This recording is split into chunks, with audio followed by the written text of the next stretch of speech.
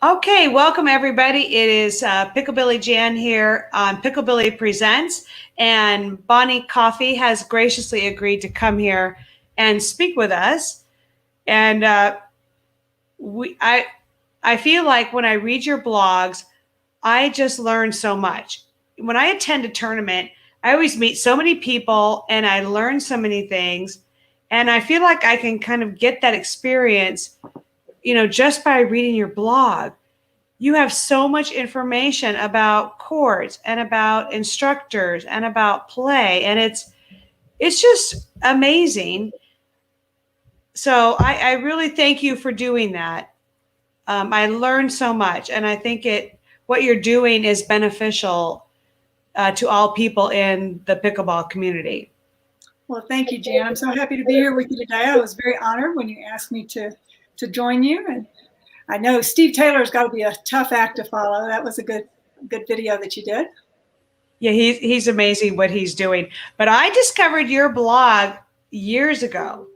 Like how long have you been doing it? Is it? I've been blogging probably for almost 6 years now, but it turned more towards pickleball once I became addicted to the sport. It was a natural progression of my blog. Originally started off just as a travel blog. So. Yeah. And I thought it was amazing and I loved it. And then somehow we connected on Facebook. And then afterwards, like, oh, it's you. It's that Bonnie Coffey. Anyway, it was a nice surprise. So, I know a lot of people who it's their dream to do what you're doing and to travel around the country with a focus on travel and playing pickleball. So tell me, are you guys in an RV? How are you working that? That's a great question. We get that question a lot. We actually started traveling about 6 years ago, when our youngest child went off to college. And we don't use an RV. We specifically wanted to travel around the world, actually, not just the US. And that's certainly not always possible. But for the first year, we stayed in the US because we wanted to get back and see our kids who were in college. So we decided to start staying in Airbnbs. Those were relatively new at the time, 6 years ago. So we would find Airbnbs where we wanted to stay, and we just go the direction we wanted to go. We'd choose an area and we'd start traveling. And then after the first year, we realized that our kids really were sufficient without us. We had done a pretty good job of getting them out of the nest, and that they really didn't want us to be around anyway, was the truth of the matter, right? They were fine if we weren't there. So we started extending our stays at different places and heading outside the country. 2 years after we started, we rediscovered pickleball. And when I say rediscovered, it's because back in the 90s, we owned a home that had a pickleball court in the backyard. And you did? Oh, wow. We didn't know what the sport was when we bought the house. It was a sport court. Yeah. And we learned how to play a little bit, but we were just fixing the house up to sell it.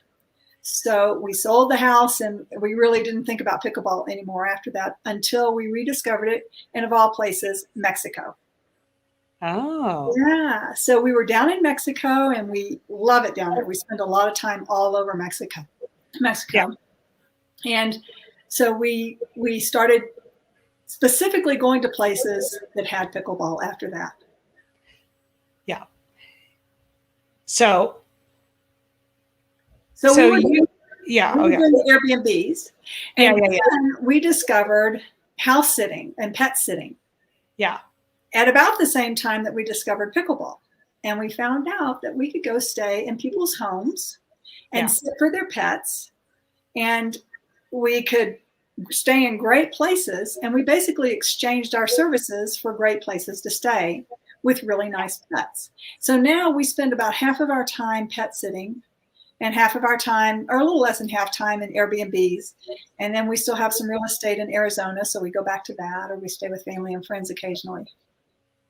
Okay, so any odd pets like a tarantula or an alligator or? Oh, funny you should ask that. We actually have had some unusual pets. We've kept, of course, dogs and cats. We've had chickens. We've had horses. One of the more unusual was in Mexico, actually. We pet sat for worms. Oh, yeah, they need a lot of cuddling, don't they? They were just so adorable. No, really, it was a woman who had this gorgeous garden, and she kept worm beds so that she could create new dirt. That's what worms do. You Yeah. your scraps, and then they make new worms and new dirt. So we had a lot more worms when we left after 5 weeks than when we started. We did a good job there. Good job. Yeah, thanks. And then we have an unusual one coming up here in Park City. We've been here for almost 2 months, and we'll be here another month and a half. At the finish of one pet sit, we have another one, and that one we get to pet sit hummingbirds. No way. Cool. As hummingbirds as pets. Yeah, apparently this house is on the path of the migration of the hummingbirds. And the woman really wants to make sure her hummingbirds keep coming because I guess they have a map system. It's like a AAA rating. She keeps hummingbird feeders full. So that's what we're going to be doing for about 3 weeks here in Park City. You know, I really love that because when we go away, you know, we have our 2 dogs and I mean, our children. No, I mean our dogs. Yeah. And it really is lovely to think of somebody who is in your home, who's, you know, so I can just see where people would just love that. And they can travel with peace of mind. They know their pets are fine, their plants, their, you know, so that's great. And then what a great opportunity for you. I mean, so many adventures on so many different levels, you know, and then I also just, you know, your recent blog on Utah, I resonated with what you wrote about how, you know, you really hadn't been to Utah and really it wasn't on your map. Yeah. And you went there. And I think there are so many special places all around the country. And not only do you write about the beauty of Utah and what's happening, but then you specifically get into the pickleball scene there. So the playing facility, you give the link, you know, on how to find what's happening, the round robins, et cetera. You talk about the coaching.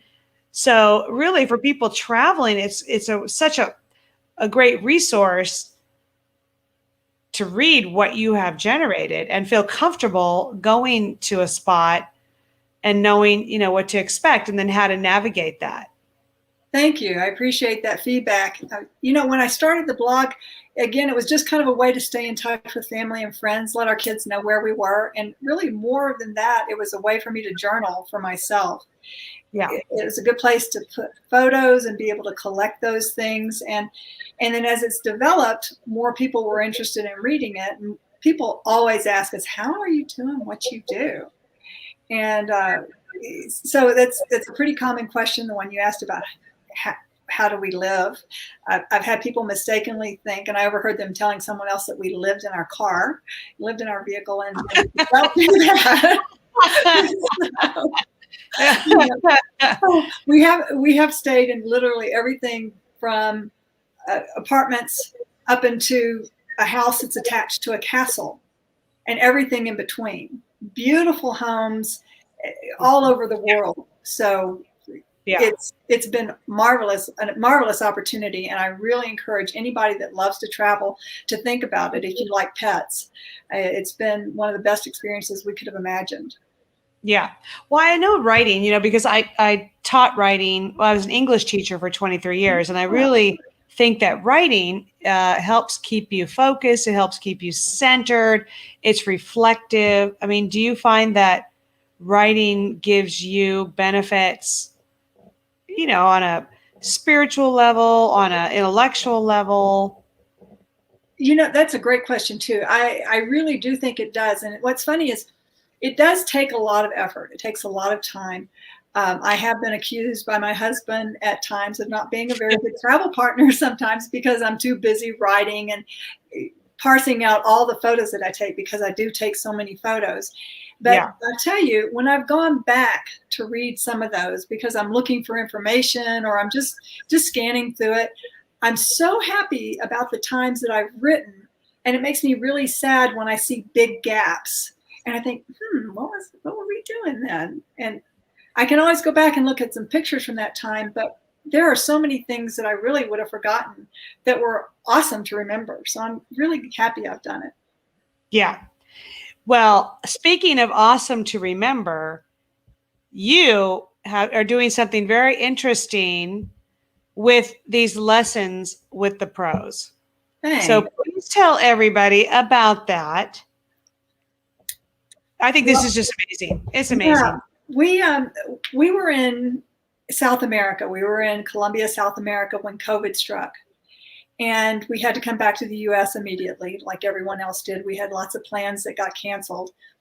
And I was coming up on one of those big round birthdays, and I'm not going to say which one. I'm going to say maybe, people might think it's 10 or 20 years earlier, younger than it really was. But I was coming up on one of the big round birthdays when we were back in the US, and we had plans to go do a major trip. We were actually going to be in Monte Carlo in Europe, and that all got canceled. And so my husband said, well, what would you like to do for your birthday? And of course, things were limited with COVID. And I said, well, I'd like to see about taking a lesson with a pickleball pro, once a month. And his birthday is not long after mine. And he said, well, I'd like that too. Why don't we just give that to each other for our birthdays? And so that's what we started doing. And I had anticipated it would be one per month. And it hasn't turned out to be quite that fast, because you learn a lot that you want to practice. You really don't want to just go one to the other. And you do get some things from every one of them. All of our instructors, I would highly recommend that you get different things from each. And you need to make sure that what they've taught you works with you already, and then decide if you want to switch. So if you keep going to a different instructor once a month, it's turned out to be a little much. But I took one lesson from the same person 2 months in a row, and I really like that. I think some continuity is good.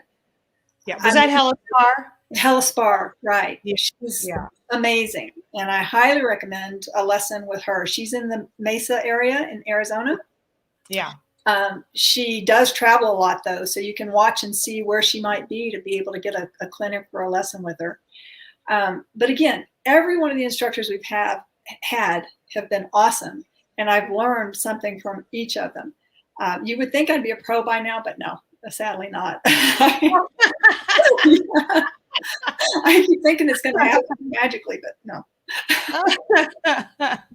I know, but when I was reading them, it's like I'm getting these tips, and in the Hella Spar one, you talk about her figure 8 drill, and then there was one with Hella Spar also about when someone jams you straight across the net, you hit it back harder, and so it's like it's like there's so many pieces of information in your writing, and I just would recommend people who want to improve their game, should read that. And also, I find that your writing is very entertaining.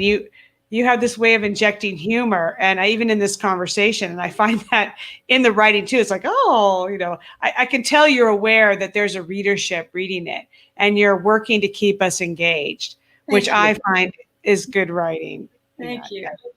I like that. I've never had any professional training in writing. I keep thinking I'm going to go take some writing lessons. I have a book that's about maybe 75 or 80% written that I don't know if I'll ever get it finished. But no, wait. Now, your background is not in. Wait, what is your background?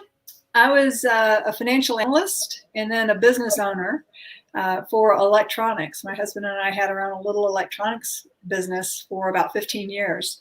And so nothing to do with writing really at all. Just something I've always enjoyed. Yeah. Yeah, you wouldn't think that. You would not think that at all. But that's a compliment, because being a financial analyst doesn't really lend itself to it's more numbers, right, rather than writing. No, yeah. Well, I was wondering, you shared with me some great pictures from your travels, and what do you think about we could share those with everybody, and you could explain, what they were of. Sure. I just put a few random photos. I sent a few to you. I never really, parsed through all my many, but yeah, this would be great. Oh, that one. You're going to start with that. Well, isn't that fun? You know, I love it when pickleball organizers do a theme. I know, like in our area, we have a Halloween tournament, and it's so fun. The really cute outfits. It's just really festive. And I know there's different themes. So, where was this in New Orleans? Actually, for our oldest child's 25th birthday, right before this picture was taken, we went to Mardi Gras. And I found those tights, and it's funny because I had started a little collection of tights just for different events. Like I have Tetris tights, and I have Marvel Comics tights that say pow and bam and blam and all those things. And so this one on Mardi Gras, I got to wear those tights at a court in Tucson, and had my beads and everything, and it was just kind of fun. So that's adorable. Thanks. And then, okay, now this is a large group. Now this is England? That's in England, yeah. We were fortunate enough in 2019 to get to be in England during the English Open. And on the right end, you'll see a couple of people, Karen Mitchell and Chris Mitchell, and some of the other organizers. And yeah, just an awesome couple. We feel so fortunate to have met this group. We love the English group. And so they have a big active pickleball consortium over there in England. Yes, they do, and it's growing rapidly. Karen actually is the head of Pickleball England. She co-chairs that with a couple of other people, and they've divided England into regions, and they have got a very active group, so it's growing quite quickly. Wow. Yeah, wow. It's phenomenal. And it's spread to Ireland and other countries right around there as a direct result of what they've done in England. Yeah, because they hear about like, oh, what's all that fun going on in England? Maybe we should do that too. Definitely. This year, unfortunately, you have to be part of the Schengen countries, I think, to be able to go. They are having their tournament, but I believe it's limited to people that are already there, or there may be some exceptions. I'm not exactly sure what all the rules are. But yeah, that was a fun event. They know how to really have a good time. And it was probably, I have to say, we haven't done a lot of tournaments, but it was the best run tournament, I would say, in the world. Oh. They wrote their own software, and you never waited more than 30 minutes for your next event, all the way through to the finals of your category. And it was usually about 20 to 30 minutes, enough time to get water and get a drink and go to the restroom. And then you were on to your next event, your next match. Well, it's a continual evolution, isn't it? Pickleball tournament. I mean, we know people have waited 3-4 hours. We were at one tournament and our friends, they'd gone all day and they were never called. And they finally said, hey, what about us? It was like 4 o'clock in the afternoon. And, anyway, we all have stories. So that's lovely to hear that this one is done so well. It really is. And they were scheduled to have what's called the Bainbridge Cup there this year, or in 2020. And that had to be canceled, of course, as well. And I don't know if you're familiar. Are you familiar with the Bainbridge Cup? Not at all. It is a world event, and it brings people from countries all over. So it's been held in Germany and Spain, and I think Spain, a few other European countries, and it's the world against North America. And so it brings people together from all over, and it's a fun competition. And unfortunately, it had to be canceled, but I believe in 2022 or 2023, it's scheduled. Wait. What do you mean the world against North America? Since the sport was started in Washington State, the U.S. is seen clearly as being the dominating force. So anybody comes and they can get matched up to play against teams from the U.S. Oh, wow, how fun. Yeah. And I'm not exactly sure. I haven't been to one yet, but I believe it may be North America, including Canada and Mexico as well. Or I'm not sure if those two countries are also in cahoots with the rest of the world against us. I don't really know for sure, but just a fun event because the sport is growing so rapidly all around the world. Yeah. Steve Sidwell lives locally here in Paso Robles, where I'm at in California, and he is one of the head people at the International Federation of Pickleball. And I got him to promise that he would let me interview him so we could hear about all the exciting things. I know Russia was just recognized. Hong Kong, they've got pickleball groups. China. There seems to be something going on with the audio just a little bit. Oh, is it going okay now? It's still a little funny. You can't hear. Maybe it's just my system. Okay. Well, let's try. Let's keep going. Okay. Sorry, I don't know what to do to change that. Okay. It's Is very it still? raspy. It's raspy.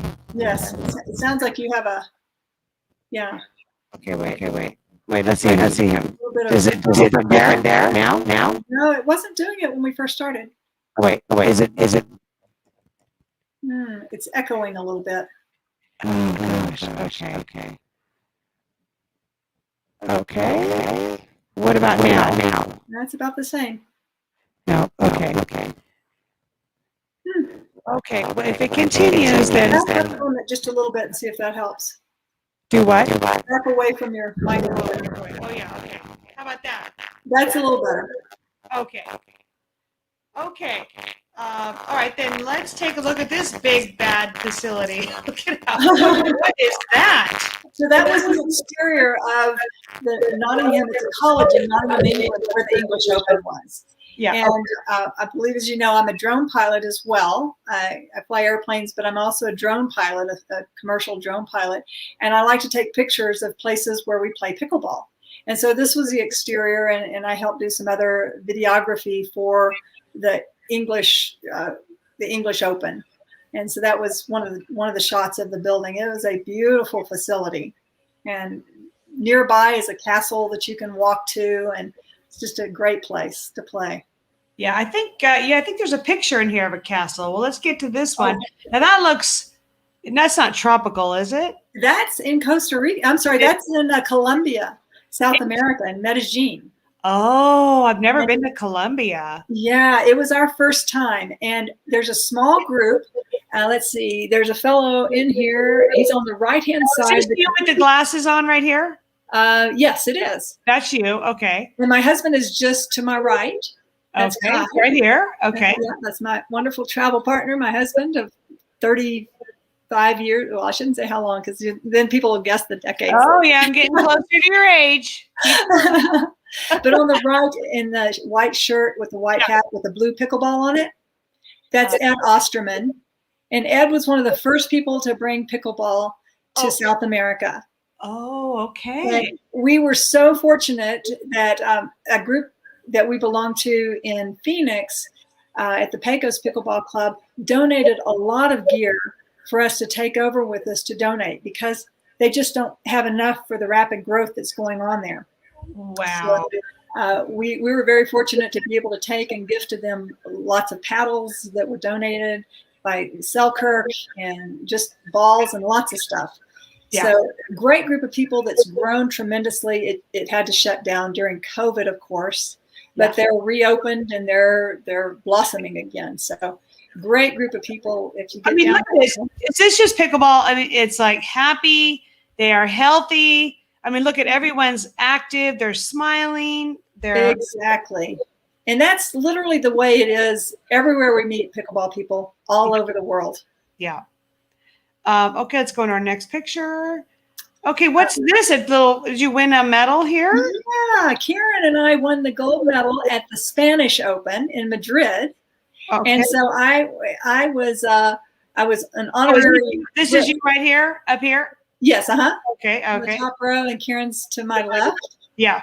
Okay. And, yeah, so that's a great group of people mostly from England. There's Leo Gonzalez down on the front. Gosh, all these people. I just love everybody and miss them so much. So we have our little pickleball families around the world now, and this is one of my very favorites. I mean, around the world. I mean, Yeah, that's it. That's pickleball. And Yeah, we've actually played pickleball in 11 countries. yeah. And it's the same everywhere. I mean, England is probably one of the larger groups that we've been able to play with. Yeah. And but everywhere we go, people are just the same friendly, happy people. All right. And then look at this interesting place. Yeah, They that's just have, Costa Rica. okay. And this is a private residence and they have their own court?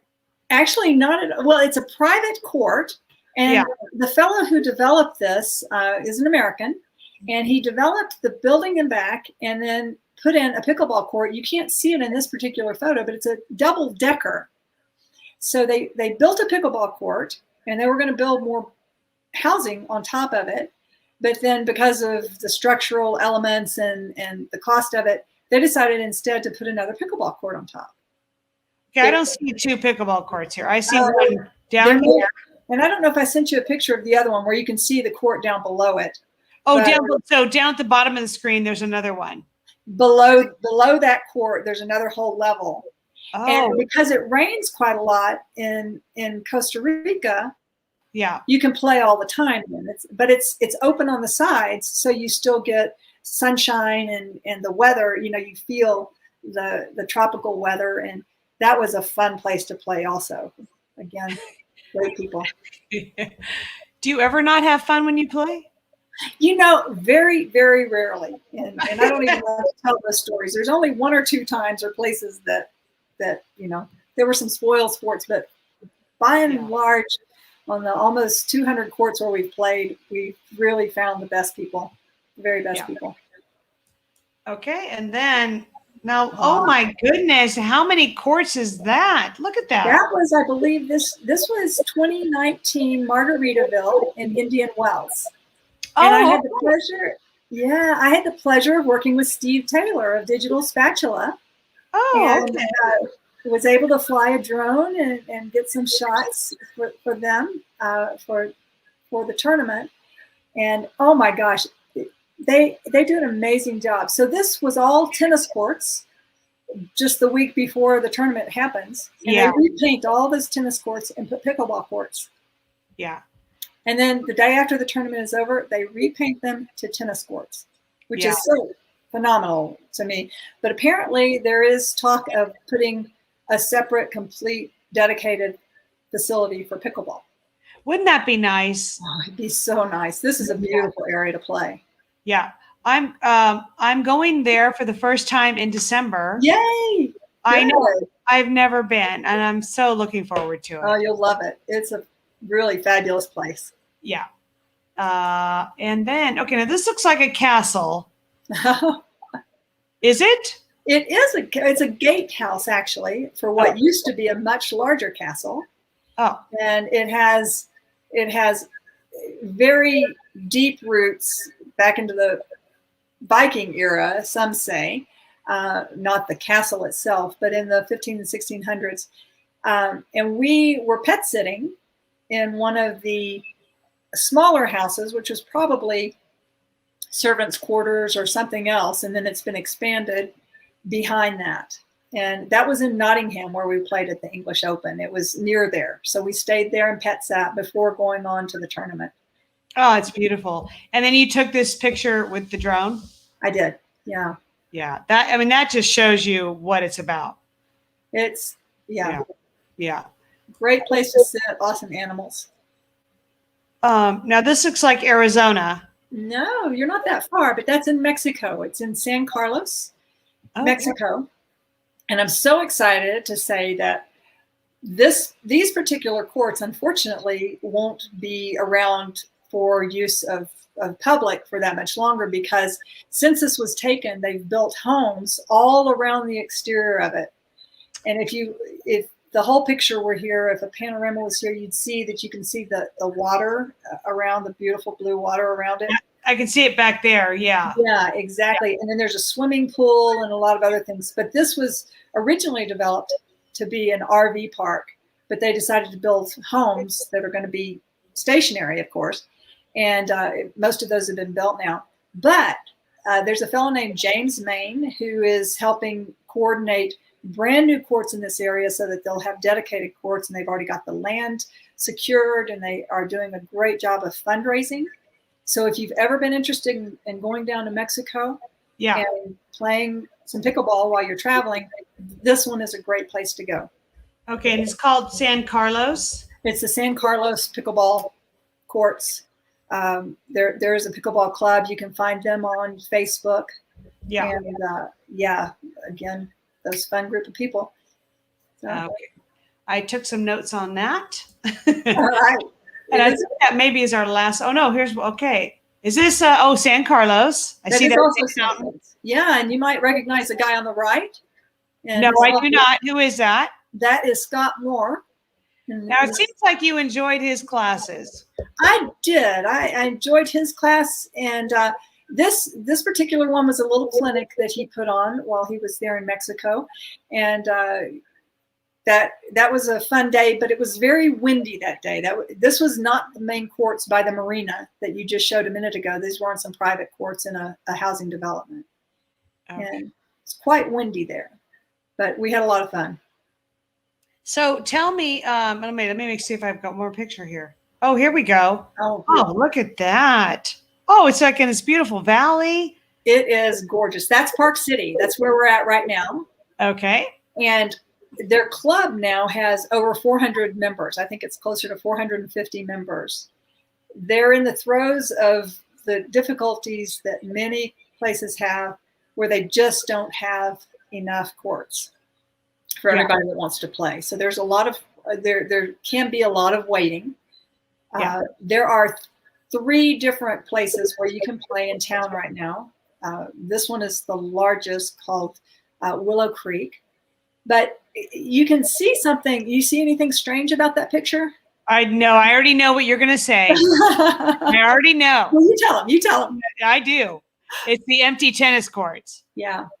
Yeah. So that seems to be the theme of a lot of my drone flying around pickleball these days. And I put together some YouTube videos, and I just hope that people can use some of these photos when they're going into presentations with their decision makers, with the Parks and Rec department or the city council, because the economics of pickleball versus tennis and the athletics or the exercise that people get is just so obvious. Yeah. This is not uncommon. This is extremely common. People will say, oh, well, if you look at those courts, those tennis courts at different times of day, they'll be full and pickleball will be empty. It never happens.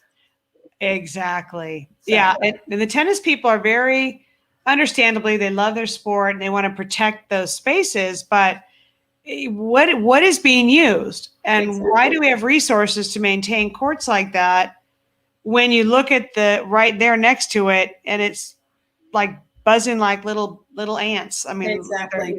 It's just filled. Yeah. So, okay. Now is that, okay. That is our last picture there. Okay. So, all right. So, just in concluding, tell me what is in your future. Where are you going to be heading? Do you have any pros who are on your wish list that you'd love to take lessons from? Or lots of great questions there. Well, when we leave Park City, we're actually headed to the Northeast. We're going to do a road trip to the Northeast so we can see fall colors and just play pickleball all along the way. Yeah. One of my blog posts was about a road trip that we did where we started in central Mexico and we went all the way up the West Coast to Vancouver, BC, and then we flew to England and then to Spain for 2 pickleball tournaments. And I put up something on Facebook about our trip and had such an outpouring of great invitations for us to stop by and play with people and play on private courts in some cases. And it was an awesome adventure. So we're doing the same thing now, but instead of going from south to north, we're going from west to east. And we plan to be up in the Pittsburgh area and Baltimore, and then up into Massachusetts and Maine. Yeah. So you're starting in Utah then as your western state? Yes. And then continuing over there. Exactly. Okay. Yeah. So people could reach out to you if they're hearing this and they're in your path, your flight path. Yeah, we'll be traveling with our trusty 4Runner. We drive everywhere in a Toyota 4Runner when we're in the U.S. And Yeah. you know, it's got our pickleball net on the top and the carrier, and oh, you do? Oh yeah. Oh, so you guys could drill wherever yeah. you You know, I have to say, I love places to play, but I just wish it was updated more frequently. Yeah. I wish everybody would adopt a court and update places to play. Yeah. Because it is a great resource. It's just a little out of date sometimes. Yeah. But as we're driving, we'll just pull it up and see, hey, is there anything on the way? And just stop in and play pickleball, because it breaks up a long drive day into something that seems very fun. Yeah, that would be really handy. I like places to play as well, but it is not comprehensive. Right. And so it may just say, okay, there's 2 courts, or it's public, or it's private, or there's a small fee involved, or, you know, it's kind of hit or miss. And then that's why when I read about what you wrote with Park City, it was comprehensive. And I feel like I could go there and then I would know exactly, you know, how to navigate that. I mean, people figure it out once they travel to a place, but I'll give one more tip, though. Something else we found that's actually a really good resource now is just in Google Maps, type Park City Pickleball. And all the pickleball courts show up these days. People have gone in and labeled those places. Oh, that's handy.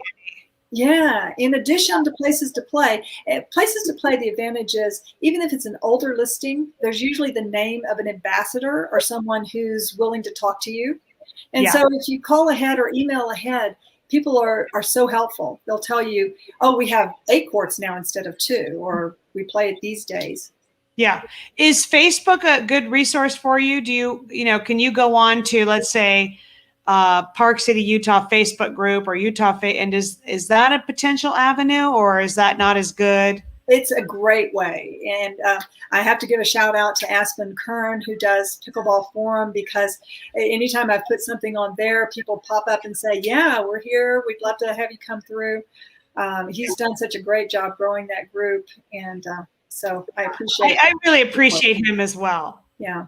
I greatly appreciate him, because I'm trying to get the word out about Picklebilly, and he always lets me post. And have you got him on your list to interview yet? He what? Do you have him on your list of people to interview? Oh, it's just my secret dream to have okay, I think you should do it. Yeah. Well, he's pretty busy. He's got a lot of different irons in the fire. So, definitely. But I would love to have him on if we could, you know, work out our time. That would be great. Yeah. Well, I have a question for you. Oh, yes. I'm curious. How did you come up with the name Picklebilly? Oh, well, thank you for asking. It is supposed to represent a traveling pickleball player. And so Picklebilly is about connecting with other people, and about, you know, hosted housing is my dream network, is to have a series of homes, you know, across the United States and across the world where people could host other pickleball players. So a Picklebilly is a traveling pickleball player. Oh my gosh, it's a perfect idea. I mean, I really love it because of our lifestyle. I think it's just a really excellent idea. And we belong to a couple of other organizations that we were able to host people in our homes. And there's one called Servos that was born back in the 60s. Yes. And it was a way to promote world peace. And we traveled around the world extensively with our kids in the year 2000. And we met up with Servos families in other countries. Yes. It's a great way to get to know people.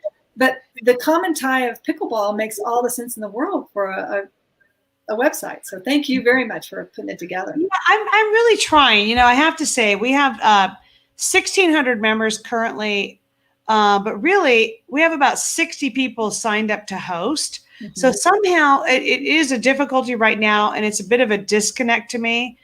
And I'm not sure what to do exactly to bring people together, or the exact platform. But anyway, I'm in that state of flux right now, and I need to figure that out. But I think it'll happen. I think people do need to understand that for it to work, you have to have both sides. And for example, right now, the way we travel, we don't have a constant place to invite people.